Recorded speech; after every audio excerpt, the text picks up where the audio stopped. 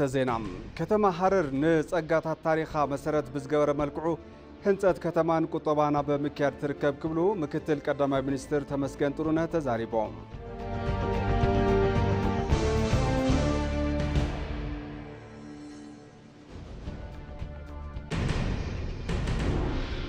عبيت بروجكتات حاجر يتجبر زلوا له عجباب عقم فزازمات الميتيبيا معواي كم زملاخته تجلسهم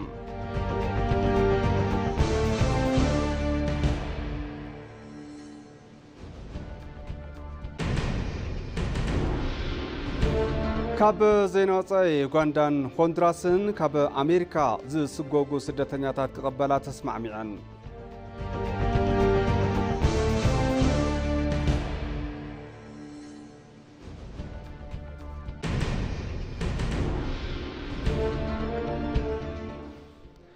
سلام طعنا بالله زخوركم تملكتي كما يتمسيو لك ساعات حد خوينو كم تلمود مادي زين حزنا مصينا لنا زيناتات ندمرحكم ساهم صنه انا ابراهيم فسام فلما حصر زيناتات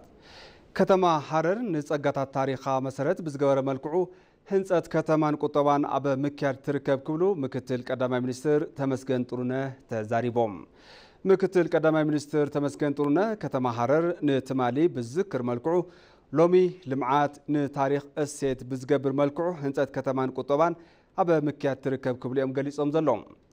توم مكتل قداماي ሚኒስትር اب محبراوي متسار ገጾም አብዘስፈርዎ መልእክቲም ቀደም ክብል በገይጺ ታሪክ ሎም ድማ በፈጣን ልምዓት እናደመቀት ናብ ዘላ ከተማ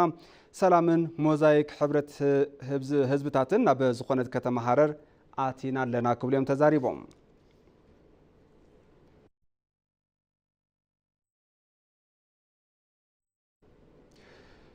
أب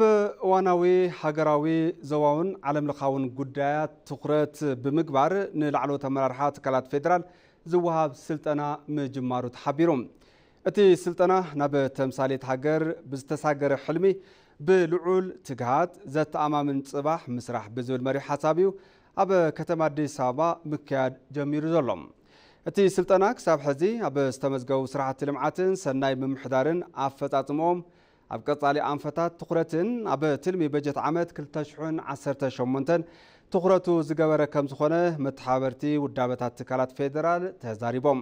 كابزي بتوسخي أب واناوي حجراوي زباون علم لخاون قديات زدهبم سلطنا لعلو تمرارحات تكالات فيدرال كاب لومي جميرو نتخطاتلتي 4 معالتي كم زغوهاب بارتي بلصقنا افليتوم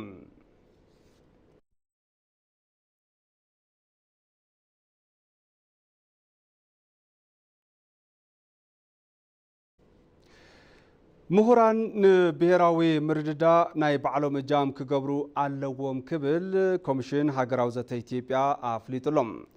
اتي كوميشن قد مهرات نوتيتاوي هاجراو زتا أب إثيوبيا بزول مري حساب أب كل الأمحرة كتما بهردار كل مهران توكلت يونيفرسيتات أبستساتفلو زتا يكايدلوم أبتوان كوميشنر يوناس آدايو كنزولوم مهرات هاجر تدحنا له حساب موزان نهاجراو زته ناي بعلم قده كله من حاتيتهم اللوم كم هاجر زته بهلي نزخون اللوم محبراون بوليتيكاون عودي نمفتار قده مهران العلم خانون تزاريبهم أبتي مدرة كوميشن هاجراو زته إثيوبيا كساب حزي زكايرم تجبارات بزملكت قالت تغير اللوم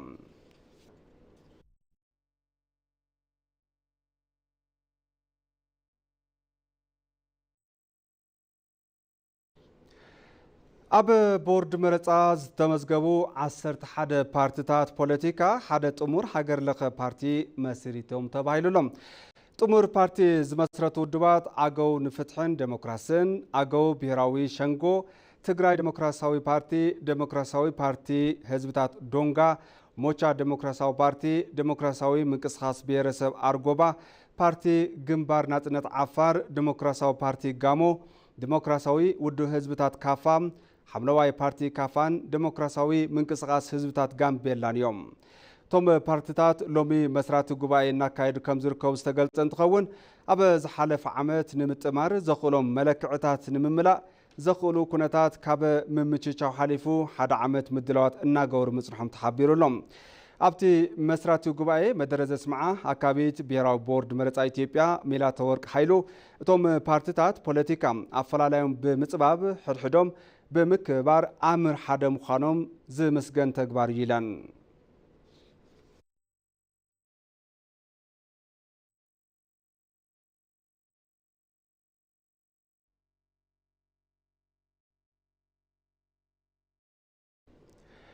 ምምሕያሽ ደሞዝ ስሉጥን ተበጻሕን ግልጋሎት መንግስቲ ንብሃብ ዘኽእሉ ይክብሉ ምሁራን ቁጠባዊ ሃፍቲ ገሊጾም ኣሎም። እቶም ምሁራን መንግስቲ ናህሪ ናብራ ብቐጥታ ዝጎድእ ንሰራሕተኛታት መንግስቲ ብምዃኑ ኩነታት ቁጠባ ብምጽናዕ ዝወሃብ ምላሽ ዝበረታታዕ ከም ዝኾነ እዮም ተዛሪቦም። ምምሕያሽ ንማሕበረሰብ ዝህቦ ግልጋሎት ብዝበለጸ ስሉጥ ንምግባር እውን ልዑል ኣስተዋጽኦ ከም ዘለዎ እዮም ገሊጾም ዘሎም። ካብዚ ብተወሳኺ እቲ ምምሕያሽ ደመወዝ ሰራሕተኛታት መንግስቲ ካብ ግዕዚና ንምውፃእ ስርሖም ብዝበለጸ ንክፍጽሙ ዘኽእሎም ምዃኑ ገሊጾም ኣብ ከይዲ ኣፈጻጽማ ሪፎርም ሲቪል ሰርቪስ ውፅኢት መሰረት ዝገበረ ምምሕያሻት ከም ዘድልዩ እውን ሓቢሮም።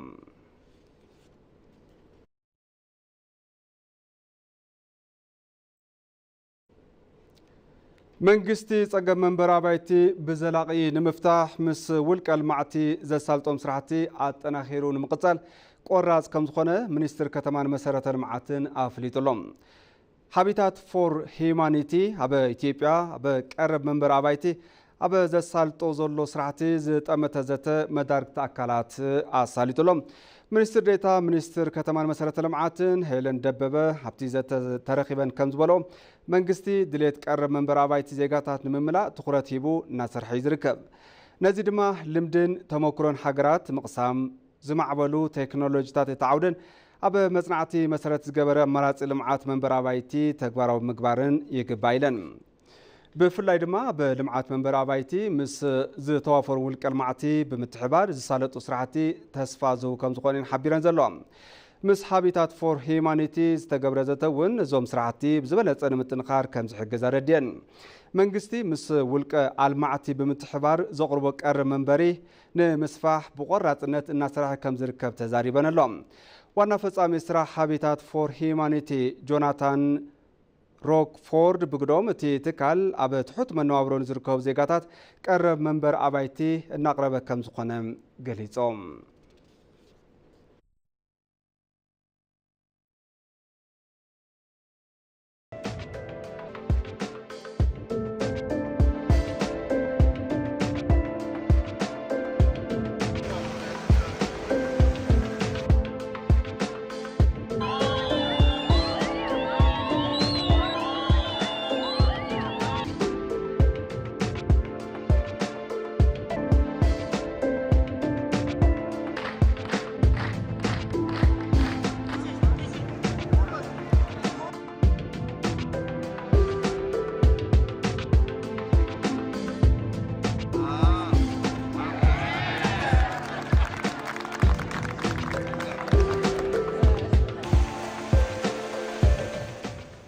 كرة تملكتي حزدما بزرزر نبز حزنا بزيناتات كحلفكم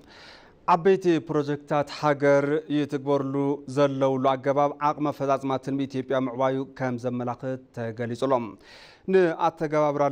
تلمتات حجر بزرقف عقباب عب عود عدوا بيت عيو منقستي متعرات كام استقبرن كيدي تكبرا بروجكتات بالي سراح كام زمعبلن وانتا ملاقيتولهم مرحا سلام مرسام سراح عوت نمقبر نتقبر أزربح عقم قطبة مودادن قدم صاحب بمقمات من تافكم زدلي قطبة زمسرتو محبرة ودهساس زسالة أموران كبيرتو يدمت بزي أقباب استمرح من كسغاس قطبة محبر السب قزيف طلب قطبة هاقر نمملا عند كولو سمويا قطبة يقلتوا إثيوبيا تبحتو عقود قطبة كي حلقة ركابوت منقستن سنايتو بقسو سبولك هافتتاتا واردة أب هنسات قطبة هاقر ربح زلو مسرتو الشخالات اندها نسات تركب قطبة مهنات ربح اللو تولو شغال قطبة حد زخونة أو دو توريزم زمون بزخونة أقباب نهاوز تنمقرب أبشان استفلا ليك في الهجر ዘበናው ሎጃትን ሪዞርትታትን ሃኒጻ እያ ኣብ ምህናጽ እውን ትርከብ እዚ ህንጸት ካብ ህዝያዊ ግልጋሎት ሰጊሩ ኣብ መጻእ ቁጠባ ሃገር ዘንብሮ ጽልዋ ሰሞያ ቁጠባ በጻሕቲ ጎቲቱ ሰብ ዓዲ ንሓዋሩ ብብርካ ዓለም ለኸ ተጠለብቲ ዝኾኑ መዘናግዕ ስፍራታት ክውንኑ ዝተገበረ ምድላውን ንዓለም ለኸ ዕዳጋ ማዕጾኻ ብምግላህ ንረባሓ ዜጋታት ዝተሰተረ ቁጠባዊ ክስተት ይብልዎ ሚኒስትር ዴኤታ ዘፈር መሰረተ ልምዓት ሚኒስተር ከተማን መሰረተ ልምዓትን አይተ የትምጌታ አስራት ኢትዮጵያ ትልምታታ ምትግባር ዘለዋ አቅምን ቁርብነትን ዝተራእየሉ እዩ ይብልዎ አሁን ላይ ኢትዮጵያ አብን ርከበሉ እዋን ኢትዮጵያ ገዘፍቲ ዝባሉ ፕሮጀክትታት ሐሲባ ተሊማ ምትግባር ትኽእል ሃገርያ ዝብል ዛዕባ ናይ ቀትሪ ሐቅ ኮይኑሎ በመዳይ ፈጻጽማ ፕሮጀክትታት ነዘመዝገብናዮም ማዕባለታት እጥቐንዲ መበገስን አበርክቶ ዘለዎን ኢልና ነቐምጦ በብርክ መንግስቲ ዝተነጸሩ አንፈታትን ዝተኸደሎም ስጉምትታትን እዮም ትልምታት ዕውት ንምግባር ኣብ ኣወቃቅራ ሲቪል ሰርቪስ ዘሎ ወዳድባ ምትዕራይ ይጠልብ ብምንባሩ ነዚ ምትዕራይ ብምግሃድ ዝተመዝገበ ለውጥ እዩ ብምባል ዝገልጽዎ ምክትል ከንቲባ መምሕዳር ከተማ አዲስ አበባ ዣንጥራር አባዮም ዲ ሜጋ ፕሮጀክቶችን ለመምራት ሜጋ ፕሮጀክትታትን መምራሕ ዘኽእል ኣወዳድባ ከም ከተማ አዲስ አበባ ኣዲምና ምፍጣር ኪልናይና ብፍላይ ልዕሊ 1 ቢልዮን ብር ንላዕሊ ዝሓቱ ፕሮጀክትታት ባዕሉ ዝኻል ኣመራርሓ ዝንጸረሉ ኣወዳድባ ብምፍጣር ነቲ ትግበራ መምራሕ ተኻይሉ እዩ ነዚ ከም ኣብነት ክትቀሱ ዝኽእሉን ኣብ ሓጺር እዋን ተሳሊጦም ንህዝቢ ክፉት ዝተገበሩ ከም ሙዚየም ዝኽሪ ዓድዋ ማእኸል ኮንቬክሽን አዲስ ኢንተርናሽናል ቤተ መጽሓፍቲ ኣብርሆት ዓበይቲ ፓርክታት ከም ዘለዉ ገዘፍቲ ጎደናታትን ደልድላትን ዝተሃነጹሉ ኩነታት ኣሎ ካብ መዓልታዊ ስራሕ ብዝሰገረ ባህሊ ስራሕና ኣብ ምትዕራይ ዝፍጸሙ ፕሮጀክትታት ዘዕርፍዎ ጽልዋ ከም ዘሎን ሚኒስትር ዴኤታ ዘፈር መሰረተ ልምዓት ሚኒስተር ከተማን መሰረተ ልምዓትን የትምጌታ አስራት ደጊሞም ይገልጹ አሁን በፕሮጀክቶች ላይ ሕዚ ኣብ ፕሮጀክትታት ነዕርፎ ዘለና ትግበራ ሓቂ ንምዝራብ ፕሮጀክት ጥራሕ ኢልና ንገልጾ ይኮናን ባህሊ ስራሕ ትካላት ኣቕሚ ትካላት እውን እዩ ሓቢሩ ዝህነእ ዘሎ ኣብዚ ኸይዲ ውፅኢት ጥራሕ ከይኮነስ እቲ ኸይዲ ብባዕሉ ረብሓ ይህበና እዩ ዘሎ ስራሕ ጥመት ሂብካ ምስራሕ ንመርከብ መሃያ ጥራሕ ከይኮነስ ካብዚ ብሰገረ መጻኢ ብምእማት ምስ ህንጸት ሃገር ብምግንዛብ ምንጣፍ እንዳዓበየ እዩ ዝመጽእ ዘሎ ፕሮጀክትታትና ውሽጣዊ ዓቕምናን ግዜናን ብኸመይ ክንጥቀመሎም ከም ዝግባእ ተሞክሮ ሂቦምና እዮም ይብሉ ምክትል ከንቲባ መምሕዳር ከተማ አዲስ አበባ ዣንጥራር አባይ ትልቅ ፖቴንሻል ያለን ሀገር እንደሆን ብዙ ጊዜ አንረዳም ነበር ገዚፍ ዓቕሚ ዘለና ሃገር ምዃና ንምርዳእ ጽግመና እዩ ካብ ወጻኢ ንጠልቦም ይህልወዮም ንኹሉ ካብ ሃገራት ወጻኢ ምምጻእ ጥራሕ ከይኮነስ ገዘፍቲ ድሌታትና ንምዕዋት ዓቕሚ ከም ዘለና ዘመላኽት እዩ ለይትን ቀትርን እዩ ዝንጠፍ ዘሎ ብፈረቓ ስራሕ ብምስራሕ መዳይ ዓብዪ ተሞክሮ እዩ ተረኺቡሉ ነዚ ምስፋሕ የድሊ እዚ ኣብ ኩሎም ከባቢታት ግብራዊ ምግባር የድሊ ከም ሃገር እውን ተጠማቲ ክኾን ኣለዎ ቀረብ ሓይሊ ሕርሻ ዝመሰረቶም ገዘፍቲ ፕሮጀክትታት ሩኡይ ንምግባር ኢትዮጵያ ጽዑቕ ጻዕር እንዳገበረት ከም ትርከብ እውን ይፍለጥ ሰላም ሓድነት ሕብረትን ህዝብታት ብምጥንኻር ዕብየት ሃገር ኣብ ምርግጋጽ ዝለዓለ ረብሓ ኣለዎም ኩለንተናዊ ረብሓ ህዝቢ ንምርግጋጽ ሰላም ወሳኒ ብምዃኑ ሰላም ንምጽናዕ ዓበ ዝግበር ከይዲ ኩሉ ሓላፍነቱ ክፍጽም ከም ዝግባእ ተሓቢሩሎም አባዲ ደመቀ ዝርዝር ኣለዎ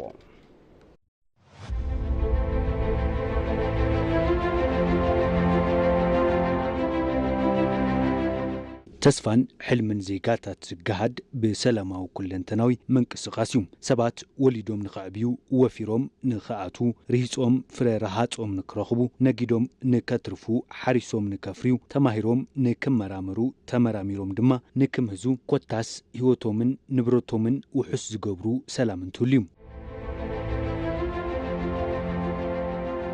ሰላምን አብዝተን የምንፈልገው በየቀኑ ከሰላም ማትረፍ ስለምንችል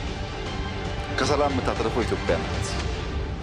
ኮይኑ ግና ኢትዮጵያውያን ከምዚ ዓይነት ዘላቕነት ዘለዎ ሰላም ንምርካብ ብታሪኽ አጋጣሚ ዕድል አይረኸቡን ረብሓ ህዝቢ ኢትዮጵያ ንምርግጋጽ ዕላማ ገይሮም ዝንቀሳቐሱ ሓይልታት ሰላምን ድሕንነትን ህዝቢ ብዘረጋግጽ መንገዲ ሰላማዊ ቃልሲ ዘይምክያድ ዓብይ ጸገም ኮይኑ ህዝብን ሃገርን እንትጎዲ ይረአ ለሁሉም ነገር የበሰለ ነገር ለመብላት ሰላም ነው የሚያስፈልገን ዝበሰለ ነገር ለመብላዕ ሰላም የድሊ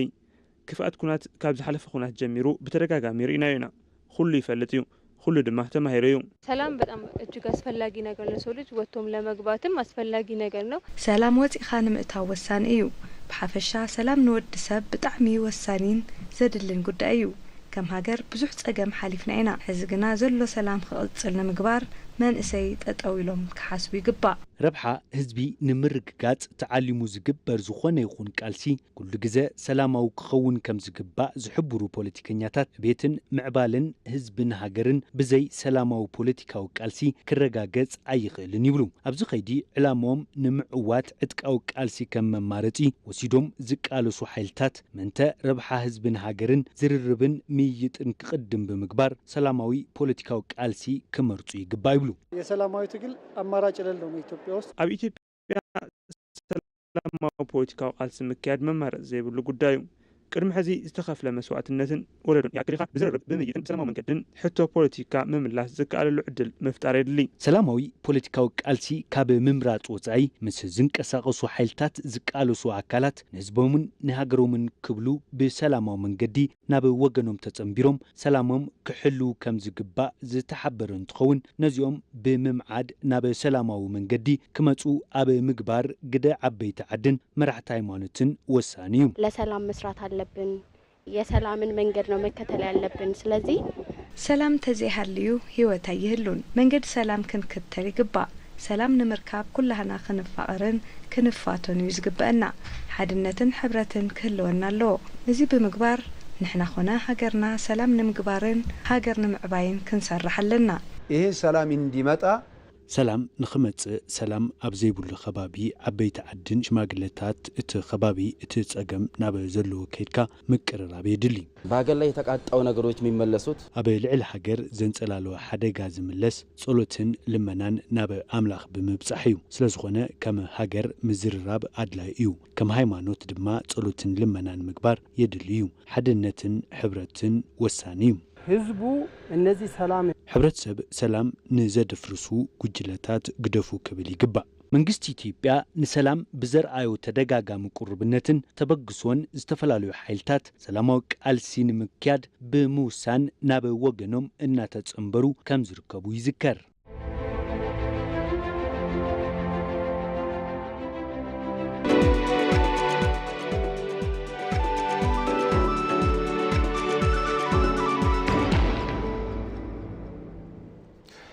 حزر ما زين عداقة يقصل منغستي كاب مسكرم 2018 عام تمرد جميرو نسرح تنياتات منغستي وسخ مهيان قبر موسانو يذكر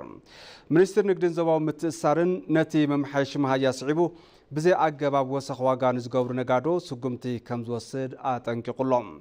دايركتر قدات كوميونيكيشن تي منستر وندمو فلاتي نفانا ديجيتال كمز غلطوهم أتي ممحيش مهيا كنتات نابرا زيغاتات ممحيش زيتوس دسوغمتي يوم أتوسان مسرعات نقدي زرخب كم زيبلوون قليسوم يوم سلازي ممحيش مهيا صعبو بزي أقباب وسخ واغان زغور نقادو سوغمتي كمزو ساد آتنكي قوم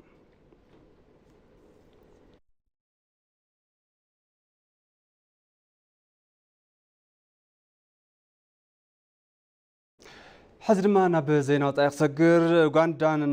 هوندراسن كاب أمريكا زي سجوج سدتنياتات نقبلا تسمع معنا لهم أمريكا زي حجوان سدتنياتات نزولتهم نمتراز بتجبر زلا مش بشاب حجرات أوغندان هوندراسن أمريكا نسجوجتهم سدتنياتات كقبلا مس أمريكا كلت أو سمعات كم استفرار ما تجريت لهم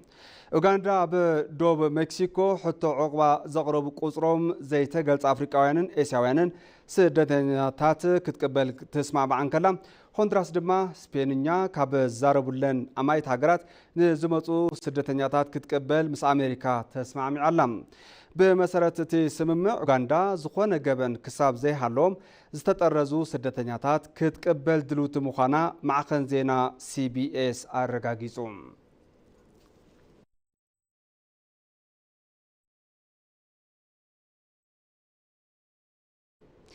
كبرات ملكتنا بموداتا قند زيناتات زعلت غزخاخركم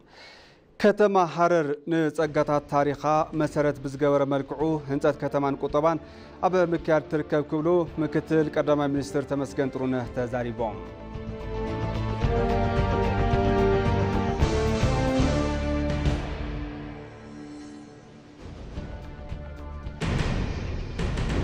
عبيتي بروجكتات هاجر يتكبروا زلوا له أجباب عقم فزازمات تلمي إثيوبيا معواي زملاختو مخانوم تقريتهم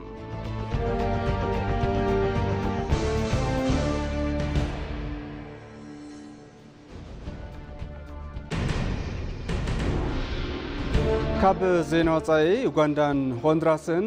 ካብ ኣሜሪካ ዝስጎጉ ስደተኛታት ክቕበላ ተስማዕሚዐን።